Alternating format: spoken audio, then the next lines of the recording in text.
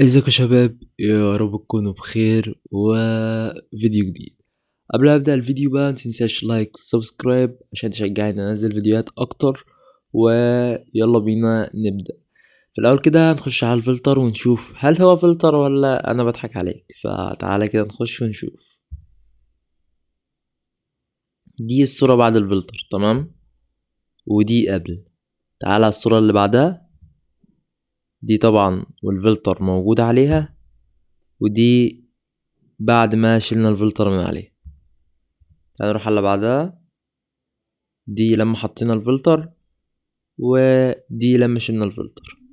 طبعا الصورة لما بيبقى فيها ألوان أكتر الفلتر بيبقى واضح أكتر، لأن ده فلتر بيشبع الألوان وبيظهر الألوان بشكل مميز كده وبشكل جميل. تعال على الصورة دي مثلا، انت شايف ان الصورة دي فيها ألوان كتير، تمام؟ بس انت لو جيت تشيل كده الفلتر من عليها، هتلاقي هي نفس الفلتر ونفس الالوان وكل حاجه. بس انت شايف اللمسه اللي بيحطها الفلتر على الالوان، هو مش بيغير اللون. يعني هو مش بيبدل اللون من لون احمر للون برتقاني مثلا، لا. هو نفس الالوان بس بيحط لمسه كده اللي هو بيخلي الالوان اجمل بكتير. ف تعالى بقى نروح نكمل بقية الصور وبعد كده نشرح الفلتر وبعد كده تنزل تحمله. دي الصورة كده والفلتر عليها، ده من غير الفلتر. نفس الالوان ونفس يعني مش بيغير البرتقاني الاحمر او الكلام ده كله. هو فلتر رايق كده وبيخلي الالوان تبقى اجمل، مش ان هو بيغير الالوان. تعالى نروح على الصورة دي. الصورة دي جودتها وحشة، فممكن تلاقي الفلتر عليها مش حلو، فاهم؟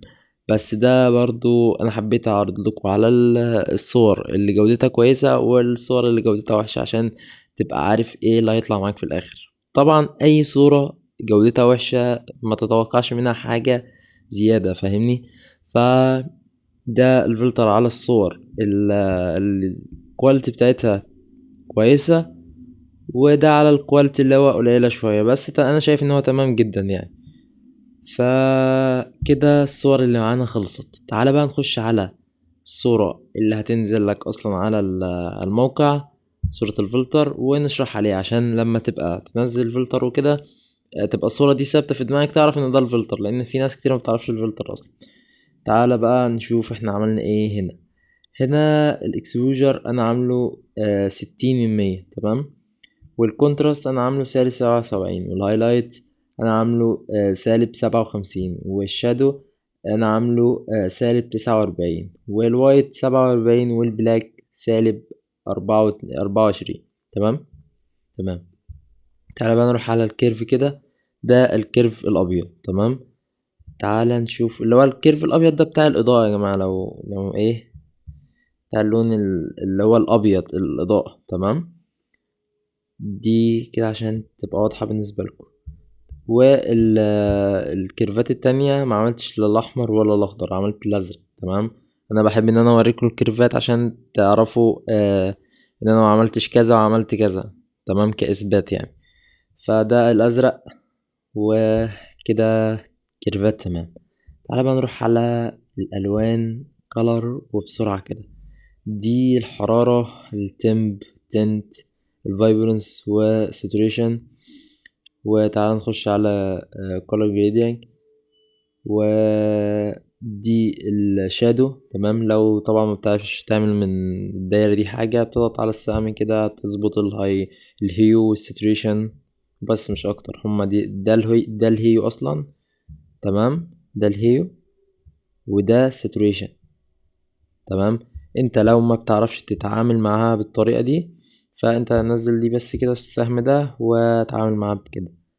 والشادو برضو انا عامل الهيو فيه 202 والساتوريشن 49، تمام تمام.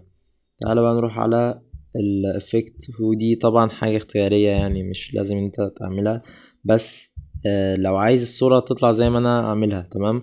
يعني تطلع كالشاربينج الحدة والحاجات دي كلها تطلع زي ما انا عاملها، اعمل الاعدادات دي، تمام؟ الفتنش طبعا ده ممكن انت تعمله ابيض او اسود على حسب ما انت عايز، بس هو المود الصورة اسود اصلا فما ينفعش ان انا اعمله على الابيض. تعالى بقى نروح على البروفايل وانا هنا عملتها ارتستيك 5. هتضغط بس على السهم ده كده وتروح على ارتستيك وهتختار رقم 5.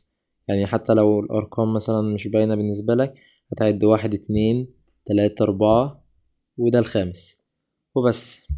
فشايف الموضوع سهل جدا. وطبعا الباسورد 20 2 0 2 0. هتنزل بقى تحت الفيديو في الديسكريبشن وهتشوف الرابط، هتلاقيني كاتب لك رابط تحميل الفلتر، هتخش عليه هتضغط على داونلود وبعد كده هيقول لك اكتب باسورد وكده. هتدخل الباسورد اللي هو 20 وبعد كده تحمل الفلتر عادي خالص. متنساش بقى تجيلي على التليجرام لاني بنزل عليه فلاتر وشوية حاجات كده وبعرفك بعد الفيديو شوية حاجات ممكن تفيدك يعني. ف يا رب يكون الفيديو عجبك، متنساش بقى اللايك وسبسكرايب. واسف على صوتي لاني ممكن يكون عندي برد او كده، صوتي مش مظبوط لسه. ف اشوفك بقى في فيديو جديد. سلام.